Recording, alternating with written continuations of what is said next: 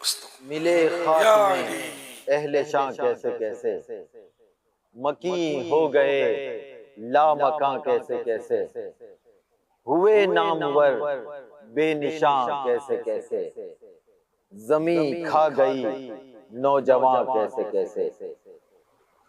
آج میں شہر خاموشہ یعنی قبرستان میں موجود ہوں، اور آج ریکارڈنگ والے دن ایک عام دن ہے، تو یہاں کوئی لوگوں کی رونق نہیں ہے، ریل پیل نہیں ہے، لیکن شب برات کو اور دن میں کافی رونق ہوتی ہے، لوگوں کا قبرستان کی طرف زیادہ رجحان ہوتا ہے۔ کیا شب برات میں اور دن میں قبرستان میں آنا کچھ زیادہ افضل ہے؟ اور اس دن لوگ قبروں کی مرمت کرتے ہیں اور کلر وغیرہ کرتے ہیں۔ اسی خاص دن یعنی شب برات کے دن میں ہی یہ تمام کام کیے جاتے ہیں، اس کی کوئی خاص وجہ ہے؟ اور اس کے ساتھ ساتھ شیخ یہ بھی پوچھنا تھا کہ شب برات کا معنی جو ہے، جہاں تک میری نالج ہے کہ شب کا مطلب تو رات ہے، برات کا مطلب نجات ہے، تو یہ نجات کی رات جو ہے یہ کس کے لیے ہے؟ کیا یہ شب برات جو ہے یہ انسانوں کی نجات کی رات ہے یا مردوں کی نجات کی رات ہے؟ پلیز شیخ بتائیے، شب برات کی خاص طور پر رات کو اور دن کو لوگوں کا قبرستان کی طرف آنے کی آخر وجوہات کیا ہیں؟ شب برات یہ بڑی اہم اور نازک رات ہے، فیصلے کی رات ہے۔ اس میں قسمتوں کے فیصلے ہوتے ہیں آئندہ سال کے لیے، کون مرے گا، کون یعنی اس سال میں آئندہ شب برات تک کون دنیا سے رخصت ہوگا، کون حج کرے گا، اس طرح روزی روزگار کس کو کتنا ملے گا، یہ سب اس رات کو یعنی کہ طے ہوتا ہے۔ تو یوں نازک رات ہے یہ، تو اس کو غفلت میں گزارنے والے بڑی بھول کر رہے ہیں کہ نہ جانے اپنی قسمت میں کیا لکھ دیا جائے، تو اللہ پاک کی بارگاہ میں بندہ جھکا رہے، یہ وہ رات ہے۔ اچھا، اب اس میں شب برات میں لوگ قبرستان زیادہ آتے ہیں، تو یہ اچھی بات ہے، کیونکہ پیارے آقا صلی اللہ علیہ وسلم کی سنت ہے۔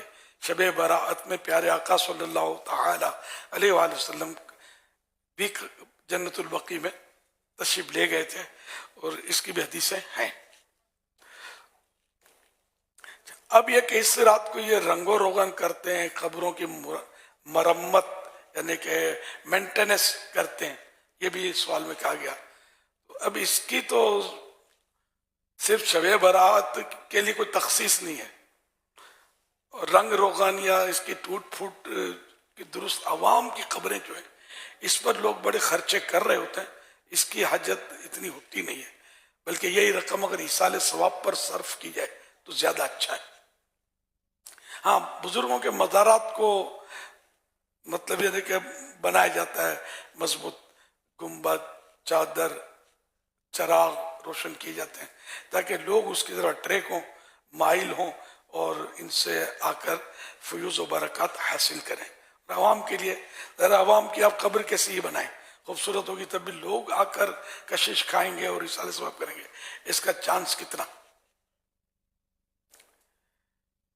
تو یہ مطلب اگر پھر بھی کوئی اگر قبر کو بناتا ہے کوئی اچھی نیت سے، اب اچھی نیت ہونی چاہیے، ورنہ پھر مشکل ہے۔ جیسے کہ عمارت بنائی، قبر کو لوگ عمارت بھی بناتے ہیں اپنے عوام کے، تو اس میں چھت بنائی، منڈیر بنائی، کوئی بیٹھنے کے لیے کوئی جگہ بنائی، تو اس طرح کی چیزیں، تو اس میں نیت ہونی چاہیے کہ اس لیے یہ چھت ڈالی کہ وہ لوگ آئیں گے عزیز و اقارب، تو دھوپ کا ٹائم ہوا تو چھاؤں میں بیٹھ کر کوئی تلاوت کریں گے، یاسین شریف پڑھیں گے وغیرہ، تو یہ اس مقصد کے لیے بنائی جا سکتی ہے۔ خالی یعنی کہ زینت کے لیے اس کی اجازت نہیں ہوتی، خوبصورتی کے لیے اس کی عمارت بنانا یا قبروں کو خوبصورتی کے لیے دیکھیں اچھی مطلب خوبصورت بناتے ہیں، تو یہ اس کی یہ منع ہے۔ بلکہ صحیح تو یہی ہے کہ وہ غوث پاک کے منصوب قول ہے، خود یاد نہیں ہے, پڑھا نہیں ہے, میں نے سنا تھا کہ ان ٹوٹی پھوٹی قبروں کو دیکھ کر عبرت حاصل کر کہ کیسے کیسے حسینوں کی مٹی پلید ہو رہی ہے, یعنی کیسے ٹھاٹ باٹ میں رہتا تھا, کتنا خوبصورت تھا, حسین تھا, اس کے حسن کے چرچے تھے, لیکن آج اس کی قبر بھی ٹوٹ پھوٹ گئی ہے. تو عبرت واقعی ٹوٹی پھوٹی قبروں میں ہوتی ہے, خوبصورت قبروں میں اتنی عبرت نہیں ہوتی. اور اب شب بارات میں قبرستان جانے کے تعلق سے تو جیسے میں نے اس کا سنت بھی ہے, اور ویسے بھی ایک حدیث پاک اعلیٰ حضرت رحمۃ اللہ علیہ نے ایک روایت نقل کی ہے کہ مومنین کی روحیں ہر شب جمعہ یعنی جمعرات اور جمعے کی بیچ کی رات, روز عید یعنی عید کے دن, روز عاشورہ کے دن اور شب براءت کو اپنے گھر آ کر باہر کھڑی رہتی ہے, اور ہر روح غمناک بلند آواز سے پکارتی ہے, اے میرے گھر والوں, اے میری اولاد, اے میرے قرابت داروں یعنی رشتہ داروں, میرے ایصال ثواب کے لیے, ہمارے ایصال ثواب کے لیے صدقہ یعنی خیرات کر کے ہم پر مہربانی کرو. تو یوں ایصال ثواب کا یہ مطالبہ کرتی ہیں ارواح. تو یوں قبرستان جانا یا اس رات کو ایصال ثواب کرنا, ہمارے یہاں ایصال ثواب کا بھی اچھا خاصا شب برات کو رجحان ہوتا ہے, اور یہ بھی ایک رواج ہے کہ لوگ حلوہ پکا کر ایصال ثواب کرتے ہیں. شب برات کا حلوہ تو گھروں میں پکتا ہے, لیکن سب کو پتہ نہیں ہوتا یہ حلوے کا کانسیپٹ کیا ہے. پکاتے ہیں حلوہ, ایک رسم ہے, یہ ایصال ثواب کے لیے ہوتا ہے. کہ جن کے یہاں فوتگی ہوئی ہے, وفات ہوئی ہے, تو بے شک وہ حلوہ تو ویسے بھی ایصال ثواب نہیں بھی کرتا, حلوہ کھانا تو حلال ہے, اس میں غلط فہمی کی کوئی ضرورت بھی نہیں ہے. حدیث پاک میں کان النبی صلی اللہ تعالی علیہ وآلہ وسلم یحب الحلوہ والعسل, یعنی اللہ کے پیارے نبی صلی اللہ علیہ وسلم کو حلوہ اور شہد زیادہ پسند ہے, بہت پسند ہے. تو حلوہ پیارے آقا صلی اللہ علیہ وسلم کی پسندیدہ شے. بعض محدثین نے اس کو حلوہ پڑھا ہے, یعنی ہر میٹھی شے سرکار صلی اللہ علیہ وسلم کو پسند ہے. تو جب ہر میٹھی چیز پسند ہے تب بھی حلوہ اس میں آ گیا, اور حلوہ پسند ہے تب بھی وہی حلوہ جو ہمارے یہاں شب برات میں گھروں میں پکتا ہے. تو اس کا ایصال ثواب کر دیا کریں کہ شروع میں یہی رائج تھا, اب شاید لوگوں کو یہ پتہ نہیں ہے, اور یہ شب برات کو اسے حلوہ کھاتے ہیں. جیسے کہ ہمارے یہاں میٹھی عید جب آتی ہے, رمضان شریف کے بعد جو عید آتی ہے, تو وہ سیوئیاں کھاتے ہیں لوگ, سیوئیوں کا پروڈکشن بڑھ جاتا ہے, شیر خورما بناتے ہیں, اور کثرت سے بنتا ہے شیر خورما اور سیوئیاں. اور میرا جو یہ سن رہے میری آواز ان کو پتہ ہوگا یہ کرتے ہیں اسے لوگ, جائز ہے, کوئی حرج نہیں ہے. تو اس میں تو وہ ایصال ثواب کانسیپٹ سنا نہیں ہے. حلوے میں بارہ یہ ہے کہ اپنے فوت شدہ عزیزوں کے ایصال ثواب کے حلوہ پکانے کا ایک رواج رہا ہے, اور اب بھی گھروں میں ہو سکتا ہے ایصال ثواب بھی کرتے ہوں گے. نہیں کرتے تھے تو کر دیا کرو, تو شیطان کو اور پریشانی ہوگی کہ چلو بھئی ایک نیک کام اور بڑھ گیا ان کا. حلوہ کھانا اس نیت سے کہ آقا کی سنت ہے, یہ ثواب کا کام ہے, یہ حقیقت ہے. جو پیارے آقا صلی اللہ علیہ وسلم نے کیا جس کی ہم کو شریعت میں ممانت نہیں ہے, تو وہ سنت کی نیت, جبکہ وہ ہو سنت, تو سنت کی نیت سے کریں ثواب تو ملے گا ظاہر. ہاں پانی پیئیں گے نا, پانی پینا سنت ہے, سنت کی نیت سے پانی پیئیں گے تو ثواب ملے گا. کھانا کھائیں گے سنت کی نیت سے, سنت انبیاء ہے کھانا کھانا پانی پینا. اس میں کیا مطلب یہ کہ کنفیوز ہو رہا ہے کوئی یا وسوسہ آ رہا ہے, کیا ہے ہی سنت. تو یہ سنت کی نیت سے کریں گے تو ثواب ملے گا. میں مزید یہ نیت کریں کہ میں عبادت پر قوت حاصل کروں گا, تو کھانے سے پانی پینے سے عبادت پر طاقت تو ملتی ہے نا. رمضان شریف میں آزما لینا, آج جنہوں نے روزہ رکھا ان کو بھی تجربہ ہوگا کہ عصر کے ٹائم پر کیسی کمزوری محسوس ہو رہی تھی, پھر مغرب کا ٹائم آیا, کمزوری تھی, لیکن پانی جب پیا تو تھوڑی تراوٹ آئی, ہے نا. پودا برجھا رہا ہوتا ہے, پانی ڈالا جاتا ہے تھوڑا, اس میں جان پڑ جاتی ہے. تو پھر پانی پیا, تو پھر یہ کہ جب کھانا کھایا, ہمارے تو نوافل اور یاسین شریف تھوڑا یوں وقت لیا جاتا ہے کہ آخری یہ شروع کا نامہ اعمال ہے، اس میں بھرپور نیکیاں شامل کر دی جائیں. تو یوں مطلب یہ کہ تھوڑا وقت لگتا ہے. فیضان مدینہ کی بات کر رہا ہوں. اور کئی مساجد میں یاسین شریف وغیرہ کا سلسلہ ہوتا ہے اور نوافل 6 پڑھے جاتے ہیں الحمدللہ. تو اس میں مطلب یہ کہ پھر جب کھانا کھایا تو فریش ہو گئے. عشاء کی نماز میں کمزوری نہیں تھی. یہ بہت سو تجربہ ہوتا ہے. اگر رمضان شریف میں بھی اگر تراویح کھائے پیے بغیر پڑھیں گے تو سارے وہ صورت نہیں بنے گی. بعض بولتے ہیں ہم بغیر کھانا کھانے بعد میں تراویح کھانا کھاتے ہیں، تو وہ بھی خالی بولتے ہیں. وہ جو تھال ہوتے ہیں جس میں کباب، سموسے، پکوڑے جو ہوتے ہیں، پھل فروٹ، یہ کھاتے تو مغرب کے دن پہ. یہ بھی تو کھانا ہی ہے نا، پیٹ تو بھر جاتا ہے. اب نہ کھایا تو کیا کمال کیا. تو خیر وہ ایک سمجھانے کی درس کر رہا ہوں کہ جو بھی کھایا تو ہمت تو آئی نا، طاقت آئی. پانی پیا، شربت پیا تو ہمت آئی. تو یوں مطلب یہ کہ کھانے پینے سے ہمت آئے گی، حلوہ کھانے سے بھی ہمت آئے گی. ہاں شوگر کا مریض حلوے پر ہلکا ہاتھ رکھ، مطلب ہلکا بھی نہیں، شوگر کے مریض کو اس کی پرہیزی ہوتی ہے مٹھاس کی، تو اس کو اپنے ڈاکٹر کی ہدایات پر عمل کرنا چاہیے. جنرلی تو شوگر ہر ایک کو تو نہیں ہوتا ظاہر. تو بہرحال یہ کہ شب برات میں یہ بھی ہوتا ہے ایصال ثواب کا سلسلہ، قبرستان جانے کا سلسلہ. پھر یہ کہ برات کا سوال میں کہا گیا کہ یہ برات مانے یوں تو چھٹکارا، چھٹکارے کی رات. تو انسان کے لیے یا مردوں کے لیے؟ یہ دونوں کے لیے چھٹکارے کی رات ہے. یعنی ہم دعا کریں زندہ ہیں کہ یا اللہ ہماری بیماری دور کر دے، تو یہ اس کی بھی رات ہے کہ اس میں بیماری سے شفا کی دعا مانگی جائے. قبولیت کی رات ہے، جو مانگیں گے وہ ملے گا. روزی میں برکت مانگیں گے وہ بھی عنایت ہوگی.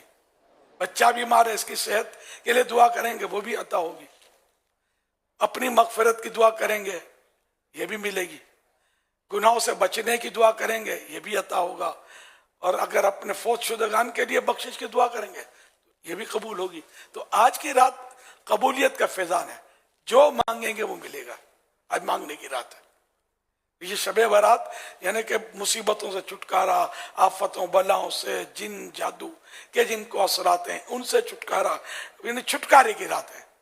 عذاب قبر سے چھٹکارا، برے خاتمے سے، بری موت سے چھٹکارا پانے کی رات ہے. کہ اللہ سے دعا کرے کہ یا اللہ بری موت سے بچانا، کلمہ ایمان کے ساتھ ہم دنیا سے رخصت ہوں. تو یہ مانگنے کی رات ہے سب کے لیے. یہ برات کی رات ہے. اور اس کے اور بھی مطلب نام ہیں شب برات کے، تو وہ بھی نام عرض کرتا ہوں. 10 نام اور ہیں، اور 10 نام اس کے علاوہ بھی ہو سکتے ہیں. تو 10 نام حضرت یہ حنفیوں کے بہت بڑے امام حضرت ملا علی قاری علیہ رحمت اللہ الباری نے بیان کیے. مجموع رسائل اپنی جو کتاب ہے گی اس میں